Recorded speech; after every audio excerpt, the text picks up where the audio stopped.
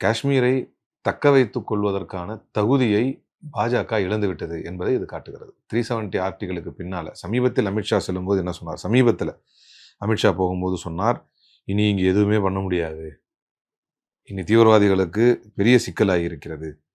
இது இப்போ கொஞ்சம் ஒரு வாரம் 2 வாரத்துக்கு முன்னால் போகும்போது சொன்னார், இனி இது தீவிரவாதிகளுக்கு மிகப்பெரிய மண்டை குடைச்சலாக இந்த இடம் மாறி இருக்கிறது என்றெல்லாம் சொன்னார். என்ன பிடிங்கிட்டீங்க நீங்கள்? இல்லை என்ன பிடிங்கிட்டீங்கன்னு கேட்குறேன் லிட்டரலாக.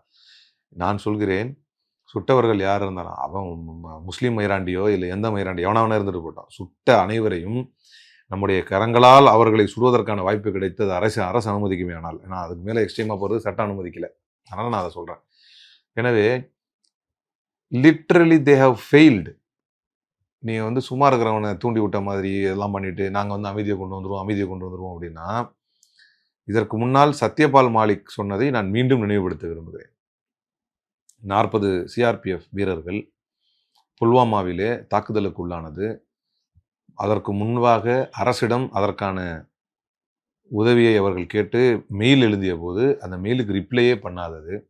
வான்வழியாக வர வேண்டும் என்று கேட்டபோது வான்வழியாக அவர்களுக்கு வருவதற்கான எந்த முகாந்திரத்தையும் ஏற்பாட்டையும் செய்து தராமல் விட்ட ஒன்றிய அரசு. அதே போல தரைமார்க்கமாக வரும் பொழுது அவர்களுக்குன்னு ஒரு ரூட்டு கொடுத்து அதில் வர்றது எல்லாமே நேரோ ரூட்ஸில் அவங்க கொடுத்தாங்க. இது முழுக்க ஒன்றிய அரசினுடைய ஃபெயிலியர் அல்லது ட்ராப் அப்படின்னு நான் சொல்லலை. சத்யபால் மாலிக் அன்றைக்கு காஷ்மீரிலே கவர்னராக இருந்தவர் அதை தெளிவாக சொல்லி காட்டுகிறார். இதில் செக்யூரிட்டி அட்வைசராக இருக்கக்கூடிய அஜித் தோவல் 80 வயசு ஆயிடுச்சு. இதுக்கு மேலே பாவம் அவர் வேலையை அவரே செய்ய முடியாது. ஆனால் இவர்களுக்கு இந்த ஆர்எஸ்எஸ் சிந்தனை கொண்டவர்கள் இது இவங்கெல்லாம் இப்படி செஞ்சால் நல்லாயிருக்கும். அஜித் தோவாலுடைய இடையில பேசினது என்னது?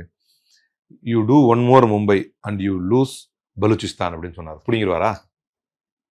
கேட்குறேன், தெரியாமல் கேட்குறேன். எதுக்கு இந்த வாய்ங்கிறேன்? உங்களால் வாய் மட்டும்தான் ஆட முடியும். அப்பாவி மக்கள் உயிரை கொடுத்து கொண்டு இருக்கிறார்கள்.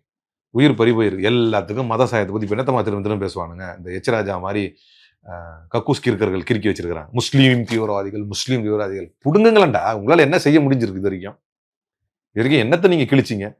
370 வந்தால் அப்படி பண்ணிவிடும் இப்படி பண்ணுவோம். நீங்கள் தேன்கூட்டில் கை வச்ச மாதிரி அங்கே இருக்கக்கூடிய பொதுமக்களுக்கு கூட இந்திய அரசின் மீது வெறுப்பை வர வைத்திருக்கிறீர்கள்.